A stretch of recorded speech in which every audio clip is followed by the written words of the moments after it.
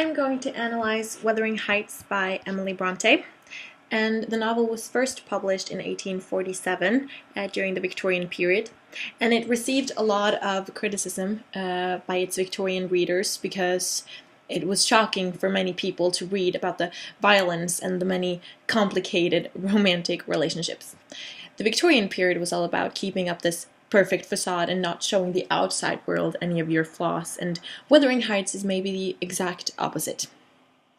So I'm going to give a short plot summary, and the story is set in Yorkshire, England during the 18th and 19th century, and Mr. Lockwood, who is the first character that we meet in the book, and also the least important, he rents Thrushcross Grange from a mysterious Mr. Heathcliff who lives in the next great manor just across the moors, Wuthering Heights. And at Thrushcross Grange, Mr. Lockwood asks the housekeeper, Mrs. Ellen Dean, also called Nellie in the book, to tell him the story about Heathcliff and Wuthering Heights. And Nellie then tells the story from the beginning, when Heathcliff first arrived as a young boy at Wuthering Heights. The story is therefore mainly told through flashbacks by Nellie Dean, who is the primary narrator. Also, somewhere in the book, some few chapters are also narrated by Mr. Lockwood, but those are only a few parts. So, Mr. Earnshaw, who owns Wuthering Heights, lives with his two children, Catherine and Hindley, and his wife, Mrs. Earnshaw. Catherine and Hindley, they grow up with Nellie Dean, the housekeeper, and one day Mr. Earnshaw brings home a black orphan and calls him Heathcliff and raises him as his own son. And at first, Hindley and Catherine are very mad at Earnshaw for bringing home a stranger, but Catherine soon becomes friends with Heathcliff, and they also fall in love later on. Hindley, however, never grows fond of Heathcliff, and when Earnshaw dies, Hindley inherits Wuthering Heights, and he treats Heathcliff very badly. Also, Catherine's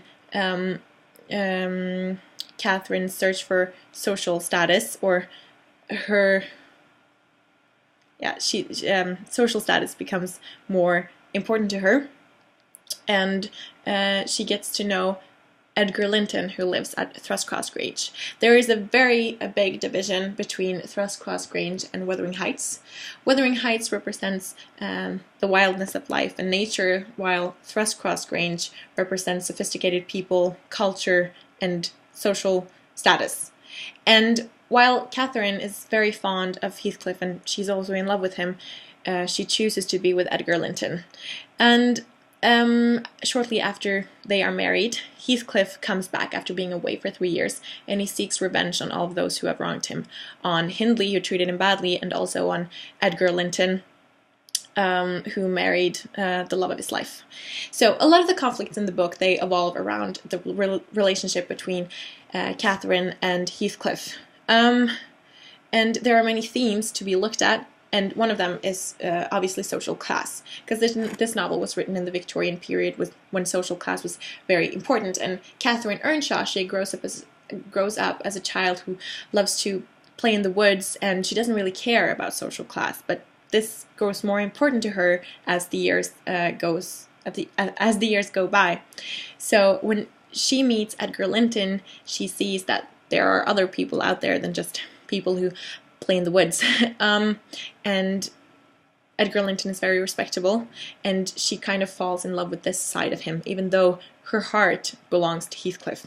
And there's a quote from the book that says, this is Catherine talking to Nellie, the housekeeper, and she tells Nellie that it would degrade me to marry Heathcliff now, so he shall never know how I love him, and that, not because he's handsome, Nellie, but because he's more myself than I am. Whatever our souls are made of, his and mine are the same.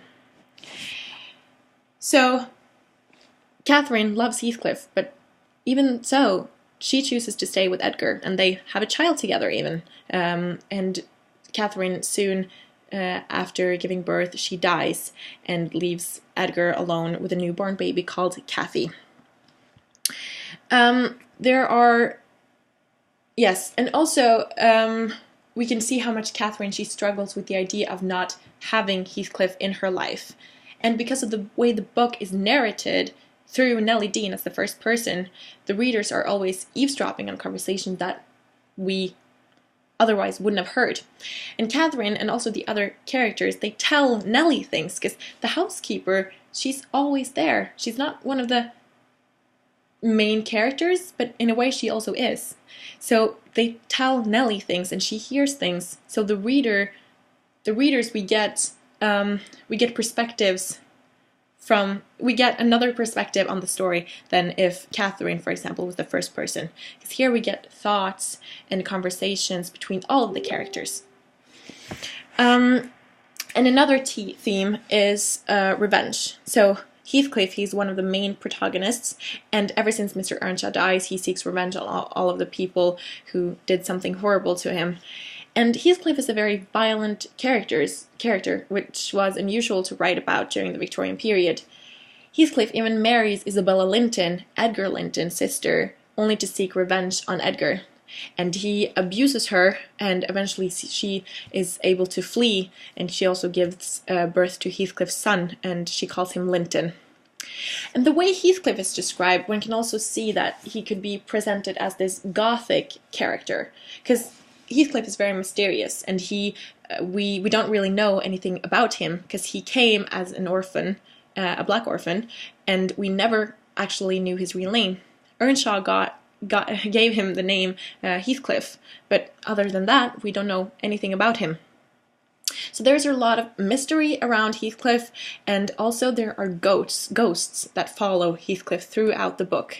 He several times sees the ghost of Catherine, and he even begs the ghost of Catherine to stay with him after Catherine is dead, because he would rather live with her ghosts haunting him than not live with her at all.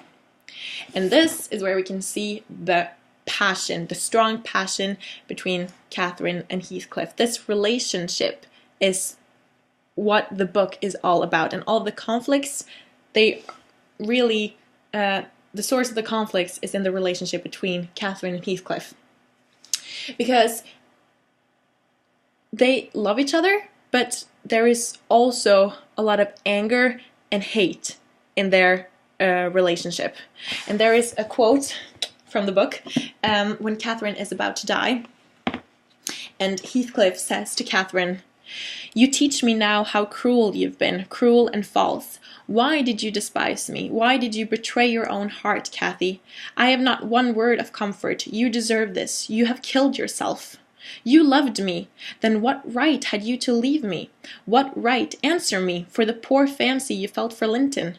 Because misery and degradation and death and nothing that God or Satan could inflict would have parted us. You of your own will did it. I have not broken your heart. You have broken it, and in breaking it you have broken mine. So much the worse for me that I am strong. Do I want to live? What kind of living will it be when you, oh God, would you like to live with your soul in the grave?"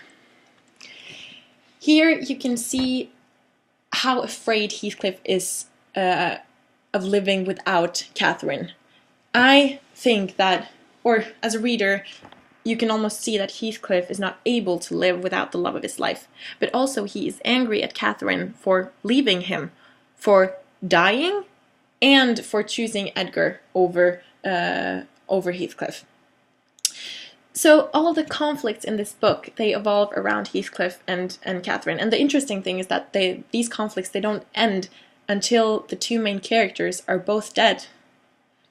Because Catherine, she dies in the middle of the book, but the conflicts, they don't stop there. Heathcliff, he turns even more violent. It's at the end of the book that everything seems to become much brighter, and the atmosphere is completely different, because in the last chapter Heathcliff is completely different. He's happy. He walks around happy, and he doesn't do any violent actions, and it seems like or the reader knows what is going to happen. Heathcliff is going to die. He's going to be reunited with the love of his life, Catherine. That's what it seems like, that they are reunited in death. Because it is at the end of the book that little Cathy, Catherine's daughter, she falls in love with Hareton, Hindley's son. And they are they are happy together, and Heathcliff, he doesn't even care anymore, because he would have been really mad at Catherine and Hareton for falling in love. But now he doesn't even care anymore, because he knows that he's going to be reunited with the love of his life. And I really liked that part of the book, because it was at the end, I didn't know that was gonna happen. That the book was all about the passion between the main characters, and that the reason Heathcliff did all of the actions that he did was his passion for Catherine, his love and hate and anger for Catherine. And that's what touched me in this book. That I know that in the Victorian period, this wasn't normal to write about, and that's what makes this book so insightful and interesting. So, Wuthering Heights is really a book that gave me a lot, and I thought it was so interesting to read about Catherine's and Heathcliff's relationship, because any relationship is not just filled with normal love, and that is what this book shows. It's not normal romantics. It's not. It's a relationship filled with love and passion and hate and anger and all of the things that love brings with it.